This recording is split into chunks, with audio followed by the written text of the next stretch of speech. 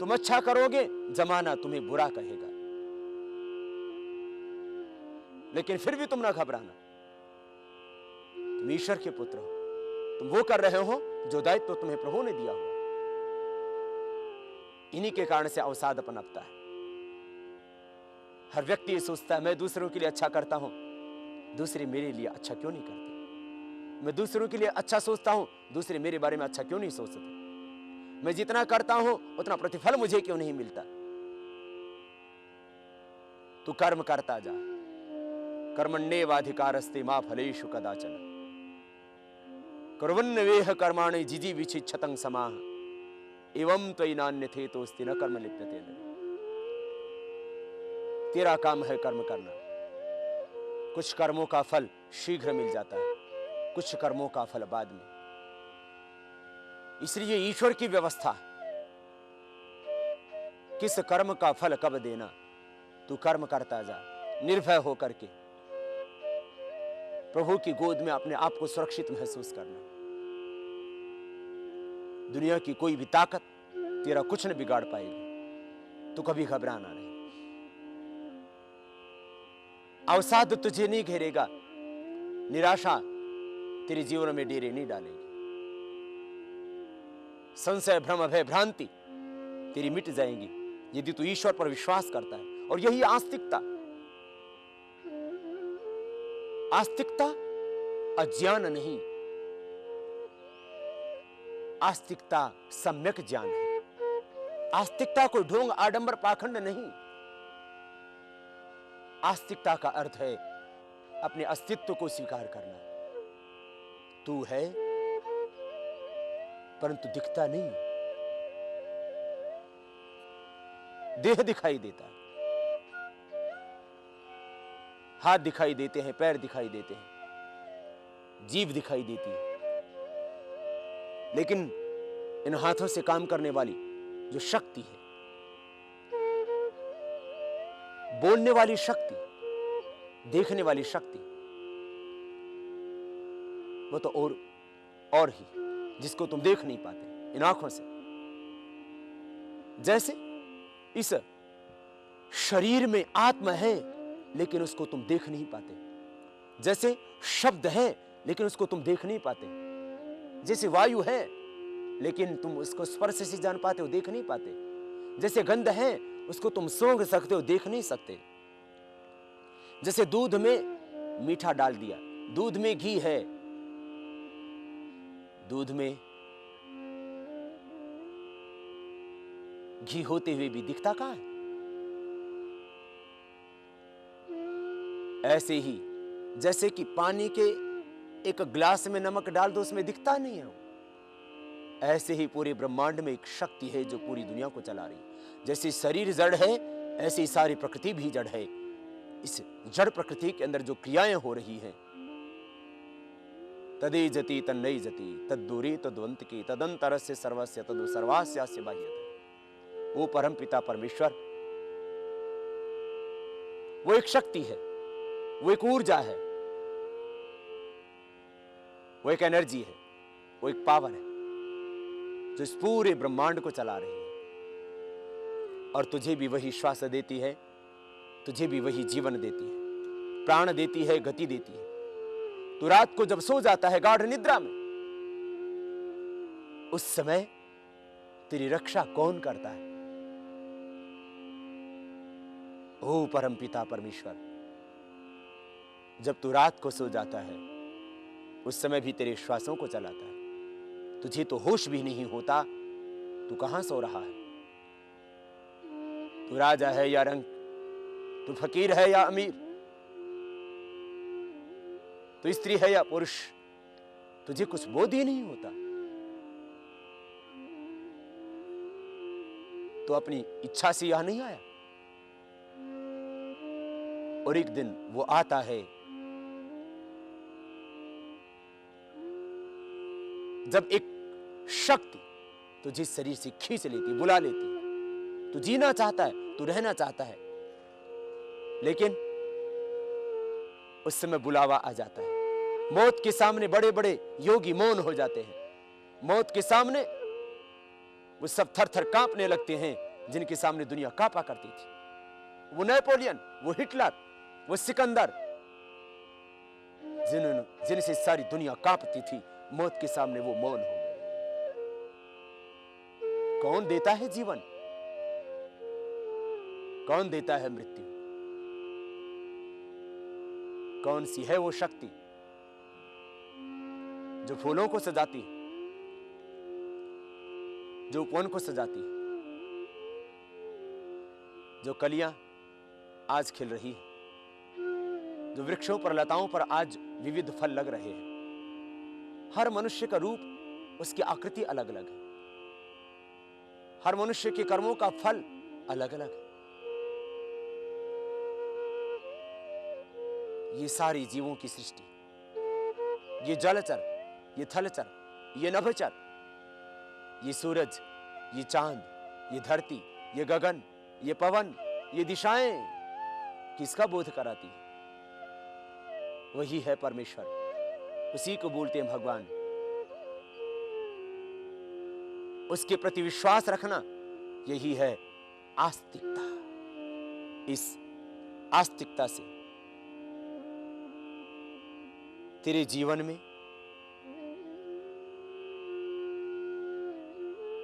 एक समर्पण पैदा होगा। इस आस्तिकता से तेरे जीवन में निर्भयता पैदा होगी, अदम्य बल पैदा होगा। ईश्वर की भक्ति, ईश्वर की स्तुति, उसकी प्रार्थना, उपासना तुम करते जाना। भक्ति का अर्थ अशक्ति नहीं है, भक्ति से तुम्हारे भीतर शक्ति आएगी। ज्ञान योग, कर्म योग, भक्ति योग की राह पर आगे बढ़ते जाना। अकर्मा दस्यु, वेद भगवान कहते हैं जो कर्म नहीं करते वो राक्षस, जो कर्म नहीं करते वो असुर है। तुम अपने कर्म से, अपने कर्तव्य के निर्वहन से ईश्वर की पूजा करना, आराधना करना, इसलिए कर्म ही पूजा है। जो ईश्वर ने तुझे दायित्व दिया है उसको निभाना। कर्म योग, भक्ति योग, कर्म करते हुए तुम उसका फल, उसको ईश्वर को समर्पित करते जाने कि प्रभु तेरी शक्ति से ही कर्म करने में मैं समर्थ हुआ, इसलिए ये तुझे ही अर्पित है। कर्म में जब भक्ति का संयोग होगा तब कर्म बंधन का कारण नहीं बनेगा, कर्म सृजन का हेतु बनेगा।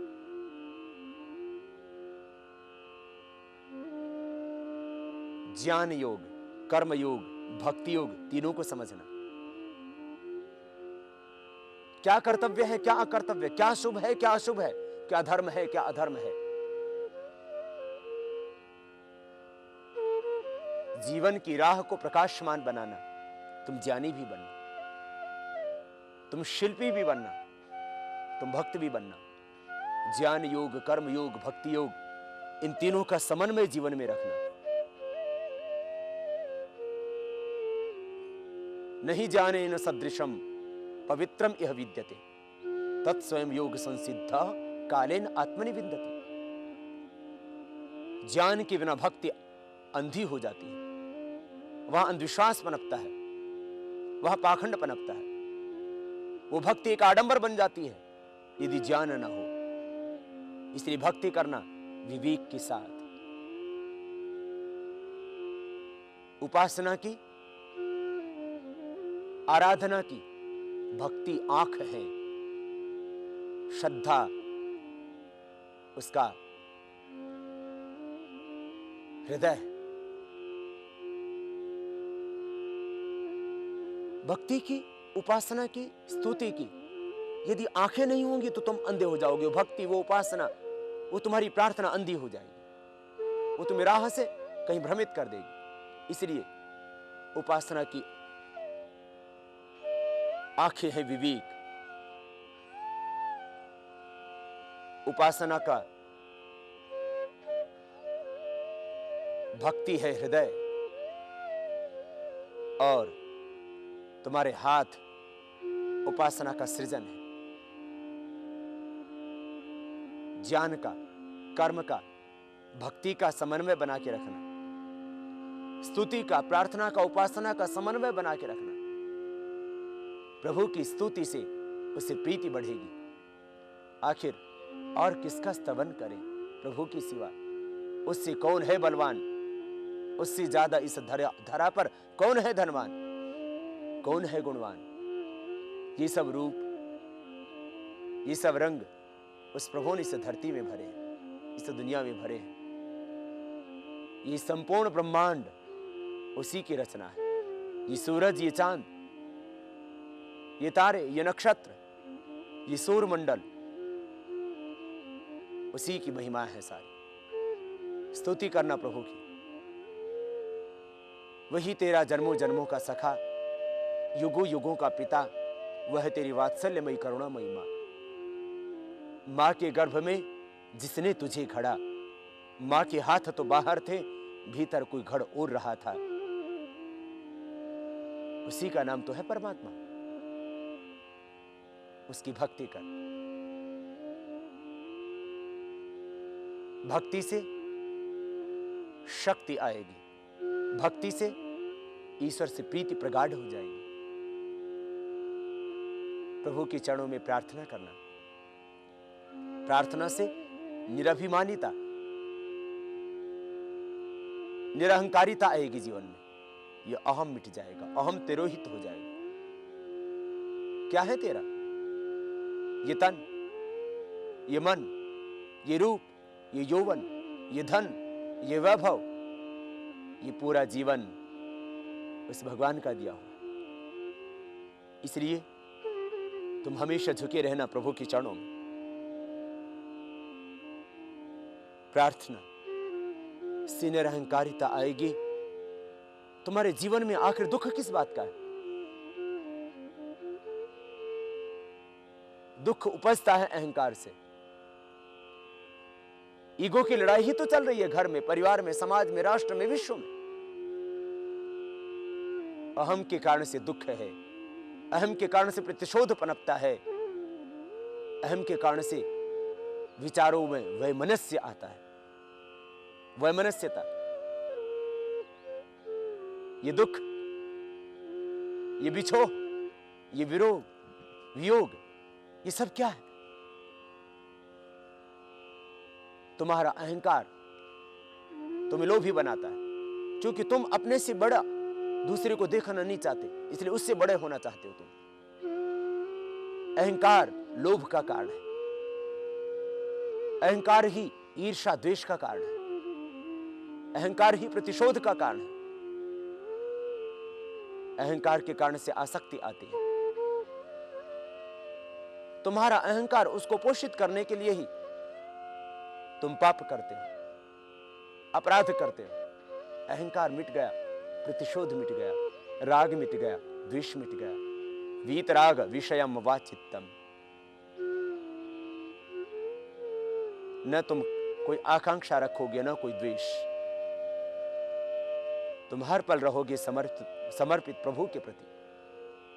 स्तुति, प्रार्थना और उपासना प्रभु के साथ में एकाकार होकर के जीना। तुम हर पल ये महसूस करना कि जो कुछ तुम कर रहे हो, उस काम को करने का दायित्व तो तुम्हें प्रभु ने दिया हुआ। तुम एक बालक को गोद में खिलाती हो, तुम एक माँ हो, तो ये मानना यही मेरे गोविंद है, यही मेरे गोपाल है, यही मेरे राम है, यही मेरे कन्हैया है, यही मेरे कृष्ण है। यदि तुम एक माँ हो तो माँ का दायित्व तो प्रभु ने तुम्हें दिया है। उसकी उपासना में जीना। तुम एक अधिकारी हो तो तुम हमेशा ही मानना मेरे ऊपर भी कोई सत्ता है जो हर पल मुझे निहार रही है, देख रही है। उससे भयभीत रहना, उससे डरना, वो बड़ा बलवान है। तुम दुनिया की आंखों में धूल झोंक सकते हो, तुम दुनिया को धोखा दे सकते हो, लेकिन तुम प्रभु को, भगवान को कभी धोखा नहीं दे सकते। तुम एक अधिकारी हो, अपने अधिकारों का दुरुपयोग नहीं करना। तुम एक व्यापारी हो तो दूसरों के साथ में धोखा नहीं करना। जो प्रभु ने तुम्हें दायित्व दिया है उसको निभाना, और उसको निभाते हुए प्रभु के साथ में जीना। हर पल मेरे साथ प्रभु की कृपा का हाथ है। मैं भगवान में हूं, भगवान मुझ में है। निरंतर भाव जीवन में बना रहे। एक क्षण के लिए भी अपने आप को भगवान से तुम अलग महसूस नहीं करना।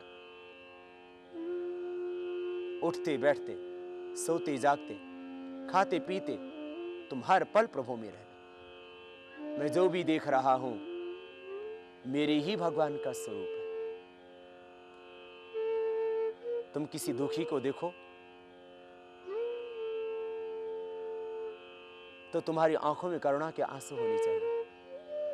जब तुम किसी के दर्द को देखो, किसी की पीड़ा को देखो, तो तुम्हारे हृदय में करुणा उमड़नी चाहिए। भगवान कहीं मंदिरों में नहीं रहते, वो मठों में, वो मस्जिदों में, वो गिरजाघरों में नहीं रहते। वो तो दुखी में रहते हैं, तुम्हारी परीक्षा लेने के लिए आते हैं। इसलिए भारत की संस्कृति में कहा है, न जाने किस रूप में नारायण मिल जाए। तुम कुत्ते को भी डंडे से नहीं मारना। तुम किसी गरीब को, किसी भिखारी को भी नहीं दुत्कारना। तुम किसी अपाहिज से घृणा नहीं करना। वो कोढ़ी के रूप में भी भगवान है, वो भिक्षुक के रूप में भी भगवान है। इसलिए भारतीय संस्कृति में तो बोले शूकर अवतार, वराह अवतार, सर्पावतार। इस सर्प में भी तुम भगवान को देखो, तुम सुअर में भी भगवान को देखो, मछली में भी तुम भगवान को देखो, मत्स्य अवतार। फिर तुम मछली को काटोगे नहीं, क्योंकि तुम ये मानोगे कि मेरा भगवान तो मत्स्य में रहता है। मत्स्य अवतार है, वो सिंहावतार है, वो शूकर अवतार है, वो कछुए में भी वही है। सब प्राणियों में प्रभु हैं। ये अवतारों की कहानी का अर्थ है। मेरा प्रभु सर्वत्र है, वृक्षों में, लताओं में। फिर तुम वृक्षों को नहीं काटोगे बिना समय के। वृक्षों में, लताओं में, औषधियों में, पर्वतमालाओं में, नदी में, गिरी में, गह्वर में, घर में, आंगन में, पतझड़ में, वसंत में, शिशिर में, हेमंत में, हर ऋतु में वही है। सूरज में और चांद में उसी की रोशनी है। तस्य भासा सर्वम इदम विभाति। उसी की रोशनी से ये सूरज, ये चांद प्रकाशमान हो रहे हैं। इन तारों में, इन सितारों में, इस अग्नि में जो तेज है वो मेरे ही प्रभु का है। उपासना, हर पल प्रभु के भाव में जीना, हर पल भगवान में रहना। मैं सदा प्रभु में हूं, प्रभु सदा मुझ में है। दृष्टि खुल जाए भीतर की तो सृष्टि के सारे रहस्य विदित हो जाते हैं। और यदि भीतर की दृष्टि न खुले तब तक तुम्हारा जीना ही व्यर्थ है। सम्यक दर्शन, दृष्टि के बिना सब बंधन है। दृष्टि के बिना सब कुछ सोना सोना है। आंखें खुलेंगी तो हर रूप में तुम्हें भगवान दिखाई देंगे। हर जीव में, हर प्राणी में, हर पशु में, हर पक्षी में तुम उसी को देखोगे, उसी को अनुभव करोगे।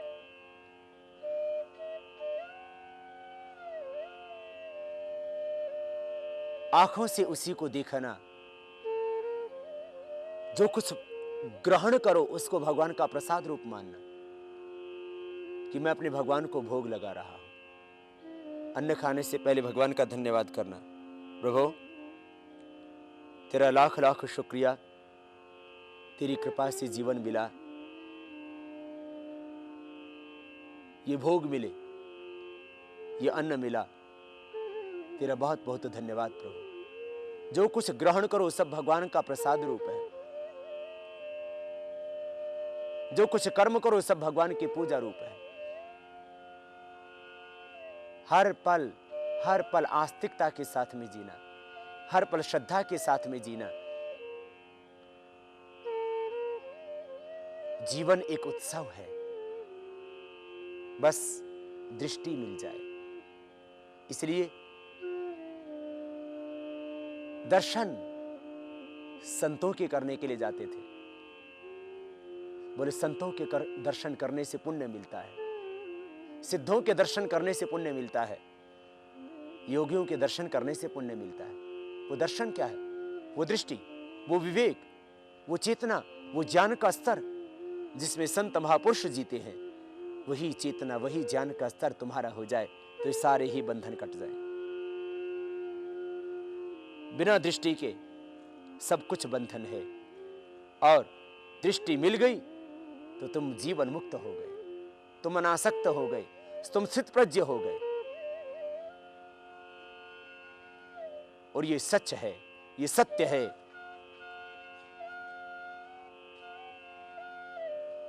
कि तुम हमेशा ही अनासक्त हो, तुम हमेशा ही अलिप्त हो।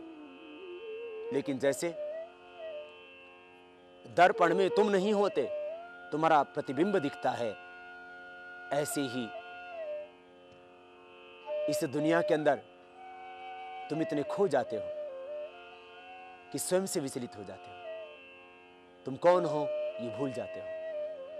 खुद को पहचानो, यही तो है योग। योग माने अपने अस्तित्व का बोध।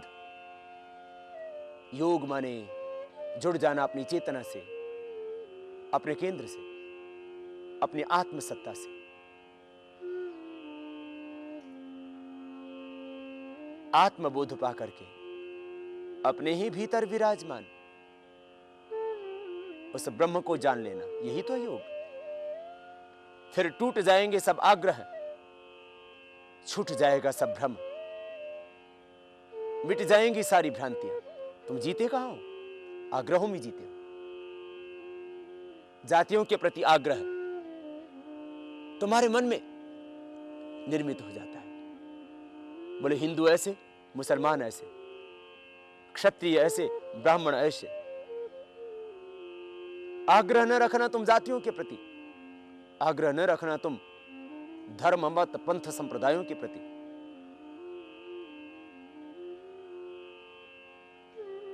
तुम पुस्तकों से परे धर्म को देखना।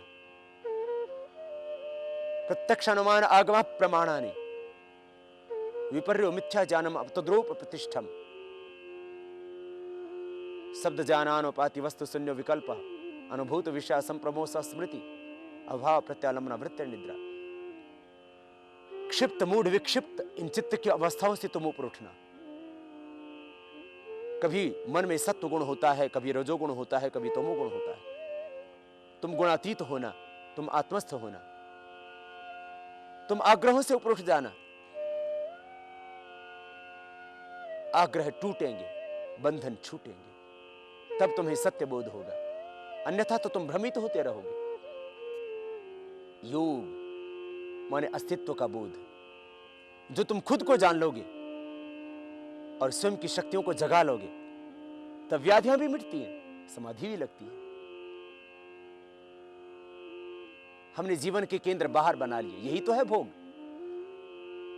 योग और भोग में आखिर अंतर क्या है? यही तो है। काम उठा, हम कामी हो जाते हैं। जरा पूछना उन लोगों से जो अभी क्रोध कर रहे हैं। तुम उनसे यदि कहते हो भाई क्रोध ना करो, तो तुमसे एक ही जवाब देंगे वो, बोले क्रोध कौन कर रहा है? जब तुम क्रोध में उठते हो तब क्रोध में पागल हो जाते हो।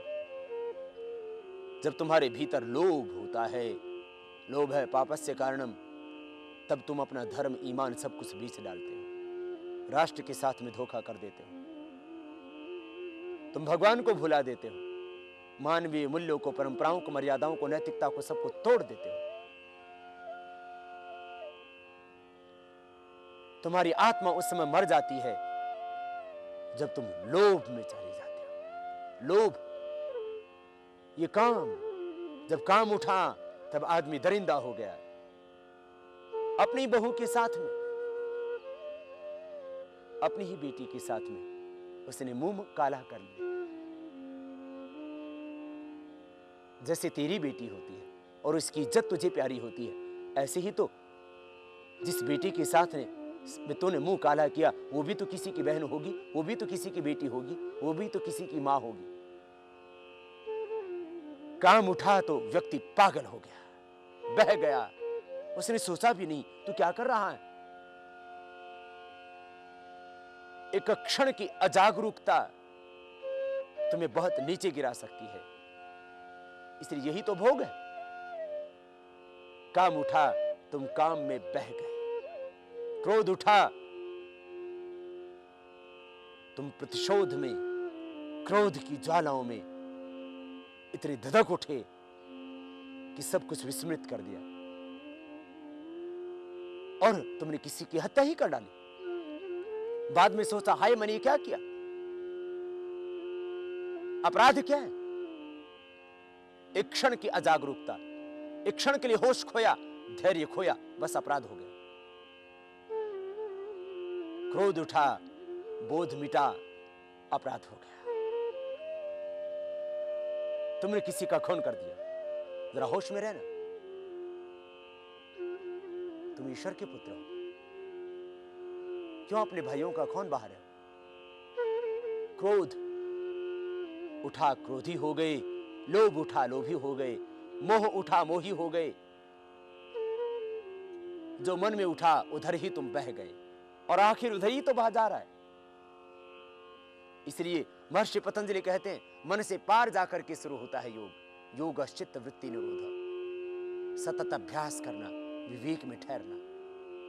अभ्यास वैराग्याभ्याम तन निरोध। वैराग्य माने पलायन नहीं, पलायनवादी संस्कृति का नाम धर्म अध्यात्म नहीं। वैराग्य माने विवेक की पराकाष्ठा, ज्ञानस्य पराकाष्ठा वैराग्य। सतत जागरूक रहना, विवेक की आंखें खुली रखना, भोग में नहीं जीना, तुम योग में रहना। फिर तुम्हें बोध होगा योग क्या है। योग भागने का नाम नहीं, जागने का नाम। घर परिवार छोड़कर जंगल की राह ले लेना, गुफाओं में तप करना, ये योगत्व नहीं, ये तो पलायनवादिता है। ये तो तुम्हारी कमजोरी, ये तो कोई जन्म जन्मांतरों के पुण्य प्रताप होते हैं किसी के, कि वो जन्म से ही सन्यासी पैदा होते हैं। जन्म औषध मंत्र तपह समाधि जहां सिद्ध है।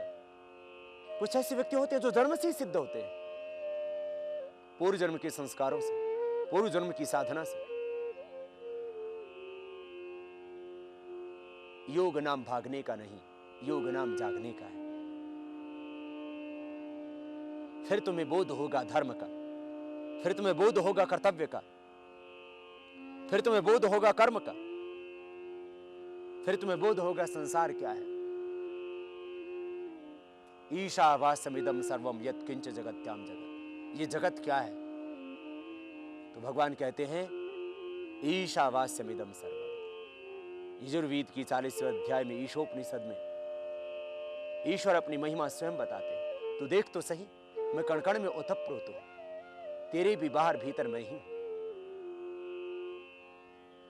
बस एक बार अपने मन को विषय भोगों से हटा के देख। तेन त्यक्तेन भुंजी था मां गृधा कस्य सिद्धनम। तुझे बोध होगा मैं कौन हूं, तुझे बोध होगा संसार क्या है, तुझे बोध होगा धर्म क्या है। हमने भ्रम को धर्म मान लिया, हमने अंधविश्वास, पाखंड, आडंबर को ही धर्म मान लिया। धर्म तो है सत्य, धर्म है करुणा, धर्म है अहिंसा। आज धर्म के नाम पर खून बह रहा है, धर्म के नाम पर जिहाद हो रहा है, धर्म के नाम पर उग्रवाद हो रहा है।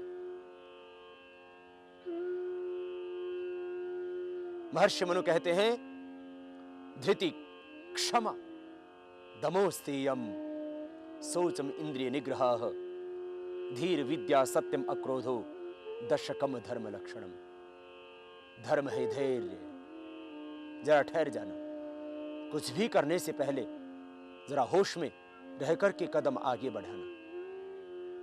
ठहर जाओगे, क्रोध नहीं उठेगा। क्रोध नहीं उठेगा, झगड़ा नहीं होगा। क्रोध नहीं उठेगा, आपस में खटपट नहीं होगी। क्रोध नहीं उठेगा, आपस में नोक-झोंक नहीं होगी। धैर्य से क्रोध मिट जाएगा, तुम क्षमाशील बनोगे। धृति, धैर्य। हर पल धैर्य में रहो। धैर्य से सही निर्णय ले पाओगे। धैर्य से तुम भ्रमित नहीं हो जाओगे। इसलिए धैर्य धर्म का पहला लक्षण। धृति, क्षमा, फिर तुम क्षमा कर दोगे। बलवान वो नहीं है जो बल पा करके, शक्ति पा करके दूसरों से बदला लेता है। वीर वो है, बहादुर वो है, पराक्रमी वो है जो शक्ति और सामर्थ्य पाकर के दूसरों को क्षमा कर देता है। इसलिए क्षमाशील बनना। हो सकता है तुम्हारी क्षमा को दूसरे कमजोरी समझें, लेकिन फिर भी तुम अपने धर्म को न छोड़ना। धृति, क्षमा, दम, इंद्रियों के ऊपर निग्रह रखना। अस्तेयम, किसी के पदार्थों की इच्छा न करना। चोरी नहीं करना। शौचम, शुचिता से जीना। तन की शुचिता, मन की शुचिता, धन की शुचिता, व्यवहार की शुचिता, वाणी की शुचिता का तो ध्यान रखना। धैर्य धर्म का पहला लक्षण, क्षमा धर्म का दूसरा लक्षण, दम, मन का निग्रह, यह धर्म का तीसरा लक्षण, आस्तेय, चोरी न करना, यह धर्म का चौथा लक्षण, इंद्रिय निग्रह, इंद्रियों के ऊपर अधिकार रखना। इंद्रियारूपी घोड़े वासना रूपी पथ पर निरंतर दौड़े जा रहे हैं। तुम सावधान रहना, इंद्रियों का निग्रह करना। धीहि, प्रज्ञावान रहना। सत्य, ये धर्म का सातवां लक्षण है। अक्रोध, धीर विद्या सत्यम अक्रोध दशकम धर्म लक्षण। ये धर्म के 10 लक्षण हैं। धृति, क्षमा, दमोस्तेयम, शौचम, शुचिता, इंद्रिय निग्रह, धी, विद्या, सत्य और अक्रोध, ये धर्म है। बाकी सब धर्म। धर्म तेरे जीवन की आवश्यकता है। धर्म वो जीवन मूल्य है, वो परंपराएं, वो आदर्श हैं जिससे देश टिका हुआ है, जिससे धरती टिकी हुई है।